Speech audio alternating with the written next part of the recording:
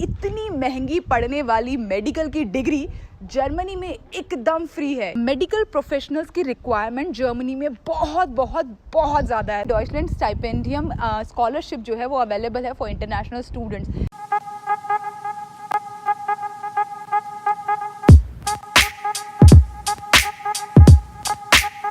हे guys, नमस्ते, आदाब, सत श्री अकाल। कैसे हैं आपके हालचाल? मैं हूं खुशी और स्वागत है आपका आज की हमारी वीडियो में। आज की वीडियो ना बहुत ही ज़्यादा रिक्वेस्टेड वीडियो है। इंस्टाग्राम पर बहुत सारे लोगों ने बोला, यूट्यूब पर कमेंट करके बहुत सारे लोगों ने मुझसे पूछा है कि कैसे जर्मनी से मेडिकल की या MBBS की डिग्री ली जा सकती है। तो आज की वीडियो में ना मैं आपके उन सभी सवालों के जवाब दूंगी कि कैसे जर्मनी से MBBS या फिर मेडिकल कर सकते हैं, क्या एप्लीकेशन प्रोसेस रहेगा, क्या मेडिकल की डिग्री यहाँ पर फ्री है या नहीं, और इंटरनेशनल स्टूडेंट्स के लिए क्या क्या क्राइटेरिया है, उन सभी के बारे में बात करेंगे आज की वीडियो में। तो चलिए ना फटाफट से बिना किसी देरी के शुरू करते हैं। सबसे पहले सबसे इंपॉर्टेंट बात से शुरू करते हैं, क्या जर्मनी में MBBS या मेडिकल की डिग्री फ्री है? तो भाई आपको जानकर हैरानी होगी कि इतनी महंगी पड़ने वाली मेडिकल की डिग्री जर्मनी में एकदम फ्री है। यानी कि यहाँ पर ना कोई ट्यूशन फीस नहीं है मेडिकल करने के लिए।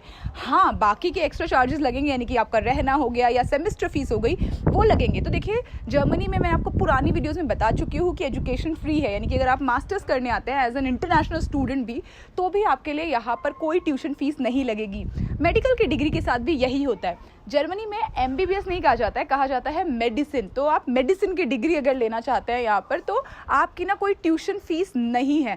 जर्मनी में टोटल 43 यूनिवर्सिटीज़ हैं जो मेडिसिन की डिग्री देती हैं। ये जो कोर्स है ना, ये फेडरल रेगुलेशंस के अंडर आता है। तो किसी भी यूनिवर्सिटी में आप एडमिशन ले लीजिए, कोई फ़र्क नहीं पड़ता है। सारी जगह पर ना कोर्स ऑलमोस्ट सेम तरीके से ही पढ़ाया जाता है। तो इनमें से 39 यूनिवर्सिटीज़ हैं पब्लिक और 4 यूनिवर्सिटीज़ हैं प्राइवेट। तो 39 यूनिवर्सिटीज़ में से जो बाडन-वुर्टेनबर्ग जो स्टेट है, उसकी जितनी भी यूनिवर्सिटीज़ है वहाँ पर आपको ट्यूशन फीस देनी पड़ेगी। बाकी की जितनी भी यूनिवर्सिटीज़ हैं वहाँ पर कोई ट्यूशन फीस नहीं है। मतलब इतना महंगा कोर्स कहा जाने वाला आप यहाँ पर फ्री में कर सकते हो। मतलब फ्री में मतलब मुफ्त में नहीं, बिना ट्यूशन फीस के कर सकते हो। लेकिन आपको ना सेमेस्टर कॉन्ट्रीब्यूशन देना पड़ेगा, जो कि है अराउंड 300 यूरोस पर सेमेस्टर। जो बाकी की 4 यूनिवर्सिटीज़ हैं वो प्राइवेट यूनिवर्सिटीज़ है। तो प्राइवेट, जैसे नाम से पता चल रहा है, वहाँ पर ट्यूशन फीस जाती है। देखिए, 2 ही सिनेरियो में इंटरनेशनल स्टूडेंट्स को मेडिकल कोर्स करने के लिए जर्मनी से फीस देने की ज़रूरत है, ट्यूशन फीस देने की ज़रूरत है। पहला सिनेरियो, अगर आपका एडमिशन बाडन-वुर्टेनबर्ग की यूनिवर्सिटी में होता है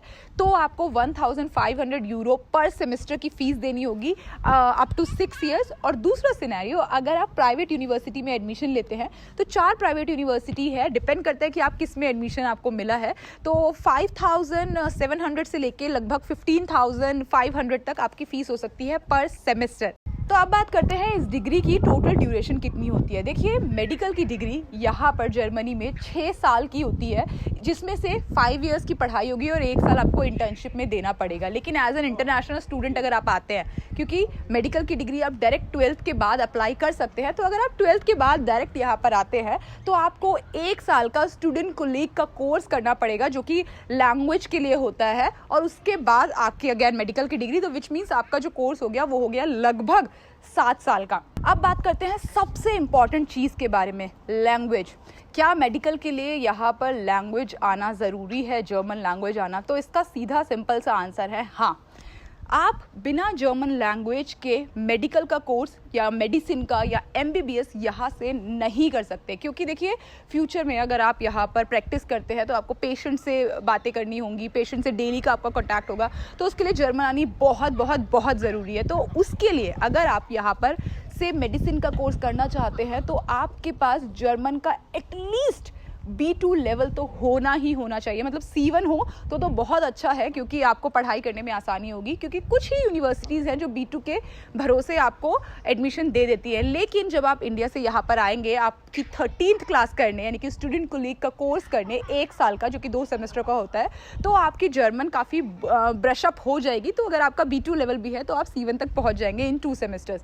लेकिन इंडिया से आपको अगर स्टूडेंट कोलीग का कोर्स करने यहाँ पर आते हैं तो आपको एटलीस्ट B2 लेवल तक तो करके आना ही चाहिए, अगर आप चाह रहे हैं फ्यूचर में मेडिसिन का कोर्स करना। इंग्लिश लैंग्वेज पे पकड़ भी बहुत अच्छी होनी चाहिए, क्योंकि बहुत सारी टर्मिनोलॉजी, बहुत सारे टर्म्स यहाँ पर इंग्लिश में भी होंगे। जब आप पढ़ाई करेंगे तो आपकी इंग्लिश पे पकड़ भी अच्छी होनी चाहिए। इसके अलावा आपके पास 12th में, आप सबको पता होगा ना, आपके पास साइंस साइड होनी चाहिए, यानी कि आपके पास बायो, केमिस्ट्री, ये सब्जेक्ट्स होने चाहिए, क्योंकि उनके मार्क्स के बेसिस पर ही आपको फ्यूचर में यहाँ पर एडमिशन मिलेगा। इसके अलावा ना आपका जो GPA है वो बहुत बहुत बहुत अच्छा होना चाहिए। मतलब आपके ना जो मार्क्स हैं 12th में वो बहुत अच्छे होने चाहिए। बहुत अच्छे से मेरा मतलब है एटलीस्ट 90-95% मार्क्स होने चाहिए, तभी आपको जर्मनी में मेडिकल कोर्स में एडमिशन मिलेगा। लेकिन अगर आपके मार्क्स फॉर एग्जांपल 80 या 85 हैं तो भी आप हताश नहीं होइए, आपको एडमिशन मिल सकता है, लेकिन थोड़ी सी ज़्यादा मेहनत की ज़रूरत है। तो जब आप यहाँ पर आके वो 1 साल का यानी कि 2 सेमेस्टर का स्टूडेंट कोलेग का कोर्स करेंगे, यानी कि वो पूरा अपनी 13th क्लास कंप्लीट करेंगे, तो उसके बाद आपको एक टेस्ट देना पड़ता है विच इज़ FSP।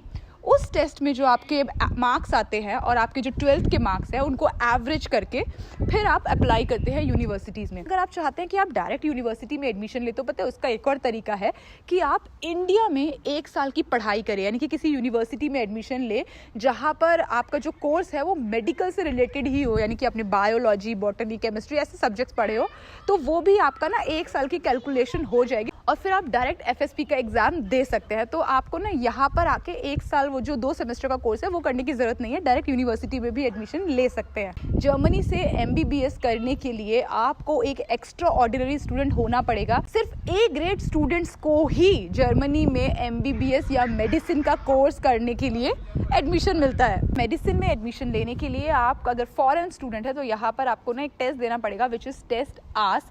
तो सारी यूनिवर्सिटीज़ नहीं मांगती है ये test, but I would suggest you, I would recommend you कि अगर आप इंडिया से यहाँ आ रहे हैं तो ये टेस्ट भी दे ही दे, ताकि आपके ना अच्छी यूनिवर्सिटी में एडमिशन के चांसेस काफ़ी ज़्यादा हाई हो जाएंगे। अगर आपके 12th में मार्क्स जो है थोड़े कम है, मतलब थोड़े कम से मेरा मतलब है 80-85% भी है, तो भी आपके ना अच्छे यूनिवर्सिटी में एडमिशन के चांसेस काफ़ी बढ़ जाएंगे अगर आप ये टेस्ट देते हैं।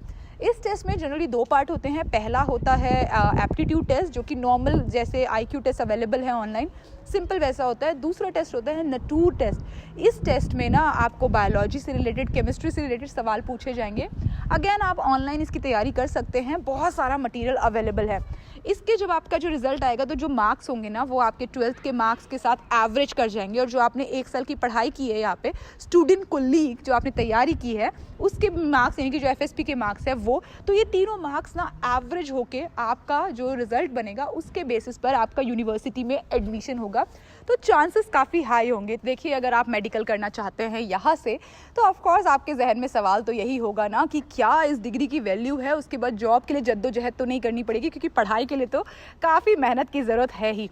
तो देखिए, कोई फ़र्क नहीं पड़ता आप किसी भी यूनिवर्सिटी से जर्मनी की मेडिसिन का कोर्स करें, क्योंकि मेडिकल प्रोफेशनल्स की रिक्वायरमेंट जर्मनी में बहुत बहुत बहुत ज़्यादा है। तो आप जर्मनी की किसी भी यूनिवर्सिटी से कोर्स कर लो, आपको एज अ मेडिकल प्रैक्टिशनर तो यहाँ पर ईजिली वेरी ईजिली जॉब मिल जाएगी, क्योंकि यहाँ पर जो पॉपुलेशन है वो एजिंग पॉपुलेशन है, तो यहाँ पर बहुत ज़्यादा ज़रूरत पड़ती है मेडिकल प्रैक्टिशनर की। मैंने पीछे ना एक वीडियो बनाई थी कि कौन कौन सी जॉब्स की सबसे ज़्यादा रिक्वायरमेंट है, कौन कौन से प्रोफाइल के लिए सबसे ज़्यादा लोग रिक्वायर्ड है, और उनमें से जो नंबर 1 पे आता है वो पता है क्या है?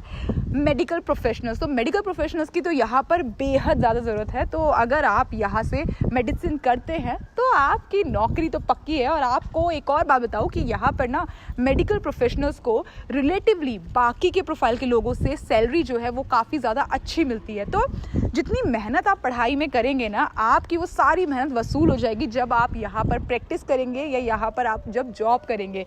तो मुझे लगता है ये कोर्स जितनी मेहनत मांगता है उसका कहीं ज़्यादा रिजल्ट भी दे ही देता है। देखिए, तो मैं आपको बता ही चुकी हूँ कि यहाँ पर मेडिसिन करने के लिए क्या फ़ीस है, क्या क्या सेमेस्टर फ़ीस है, वो सब मैं आपको बता चुकी हूँ। लेकिन यहाँ पर रहने का देखिए, क्योंकि इंडिया से अगर आप यहाँ पर रहते हैं तो खर्चा तो होता ही है ना, क्योंकि INR टू यूरो का जो कन्वर्जन रेट है वो काफ़ी ज़्यादा हाई है।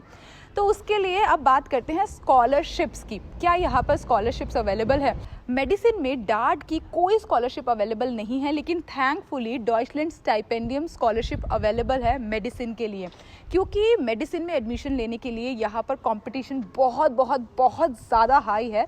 सिर्फ तो A ग्रेड स्टूडेंट्स हैं उन्हीं को एडमिशन मिल पाता है, इसलिए अगेन स्कॉलरशिप्स के लिए भी जो कंपटीशन है वो काफ़ी ज़्यादा हाई होगा। ये कोर्स बाकी कोर्सेज की तरह नहीं है कि पहले आपने बैचलर्स कर ली फिर मास्टर्स कर ली। ये कोर्स का स्ट्रक्चर थोड़ा अलग है। 6 साल के इस कोर्स को करने के बाद आपको एक स्टेट एग्ज़ाम देना होगा, जो अगेन जर्मन लैंग्वेज में ही होता है, लेकिन आपने 6 साल की अगर पढ़ाई कर ली है तो फिर आपके लिए वो बिल्कुल भारी नहीं होगा। तो उस एग्ज़ाम को देने के बाद ही आप एज अ फिजिशियन जर्मनी में काम कर सकते हैं। लेकिन अगर आप उस कोर्स के करने के बाद फ्यूचर में आगे पढ़ना चाहते हैं, आप आगे की डिग्री लेना चाहते हैं, तो उसके भी ऑप्शंस यहाँ पर अवेलेबल है। लेकिन अगर आप इस 6 साल के कोर्स को करने के बाद डायरेक्ट प्रैक्टिस करना चाहते हैं तो उसके लिए आपको एक स्टेट एग्जामिनेशन क्लियर करना ही होगा।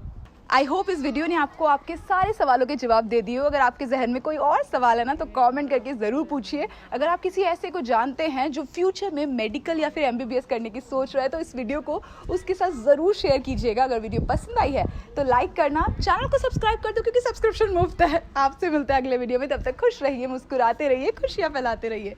चाओ।